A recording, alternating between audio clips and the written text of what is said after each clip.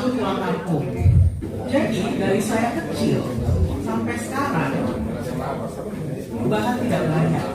Kebersihan belum bersih.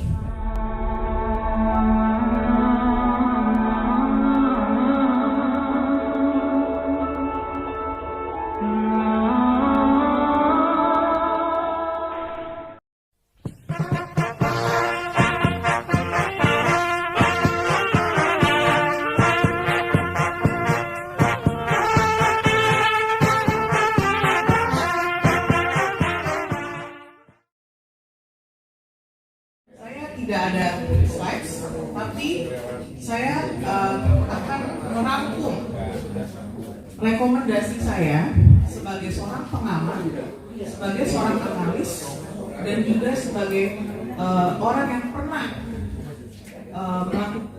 terjun ke lapangan di bawah Yayasan Dolok Marsaid membangun program-program edukasi dan untuk meningkatkan tingkat sosioekonomi, terutama di Pangaribuan.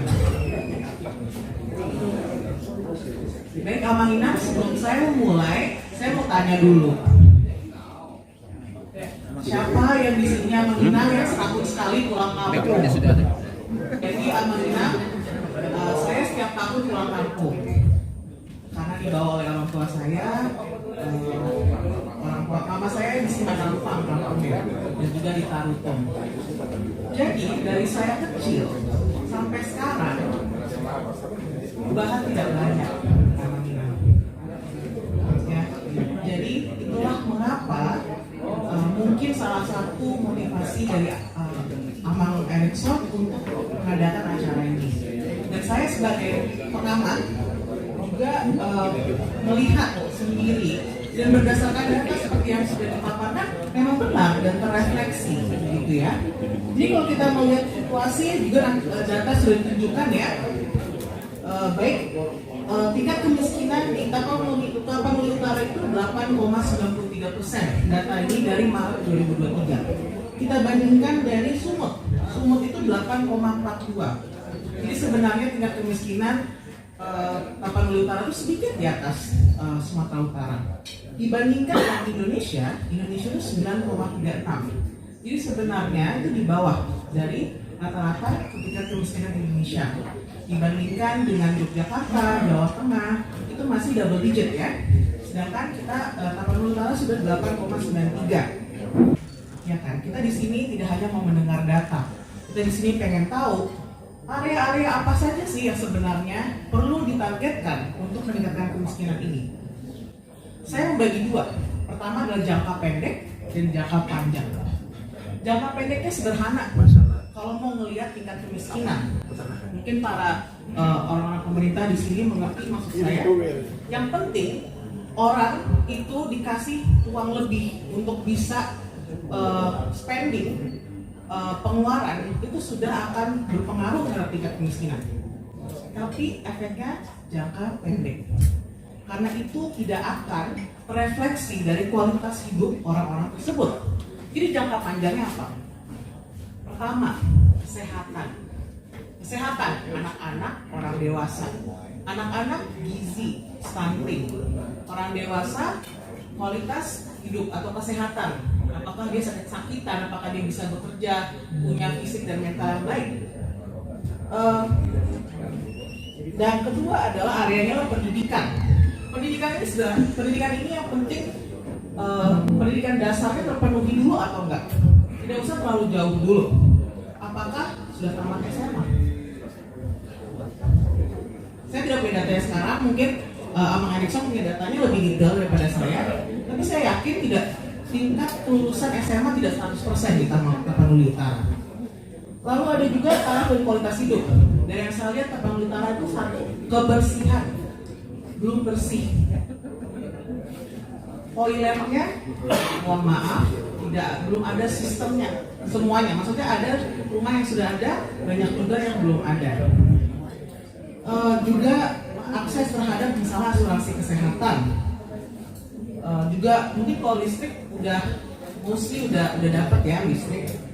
Dan terakhir ingat yang saya ingin tekankan di sini, salah satu cara adalah memberikan kesempatan yang sama terhadap laki-laki dan perempuan. Sekarang ini, Amalina, anak, guru punya kesempatan yang sama untuk mengenyam pendidikan dan berkarir. Jadi, jika kita sekarang ini Amalina tinggal pilih aja sebenarnya mau berkreasi di bagian mana. Saya percuma ngomong kayak gini kalau tidak ada investasi, jujur saja. Percuma kita duduk di sini ngomong ide tapi tidak ada aksi. Jadi memang kita semua harus turun ke lapangan investasi ya, tapi bagian apa? Saran saya kesehatan anak, kesehatan dewasa, pendidikan, taraf hidup, atau memberikan kesempatan terhadap semua gender. Ya. Dan satu lagi, sudah mau selesai. Jikalau anak-anak sudah memutuskan, baik, saya ingin meningkatkan ke pendidikan. Oke? Sangat penting anak-anak paham mengenai planning, perencanaan, implementasi, dan evaluasi. Jangan, saya udah kasih uang kok, udah biarin aja, terserah nanti mereka mau ngapain. Tidak bisa seperti itu, karena kita tidak bisa tracking, tidak bisa melihat ada perubahan atau tidak. Karena itu, jika misalnya kita memutuskan, oke, saya mau bikin program ini, perencanaan, implementasi, evaluasi, setiap tahap kalau bisa dikumpulkan datanya. Mungkin anggarannya sedikit diberikan kumpulan data. Biarpun terkesannya tidak ada gunanya, tapi sebenarnya sangat berguna. Kenapa? Sebagai indikasi performance dan juga evaluasi apa sih yang bisa dilakukan setelahnya.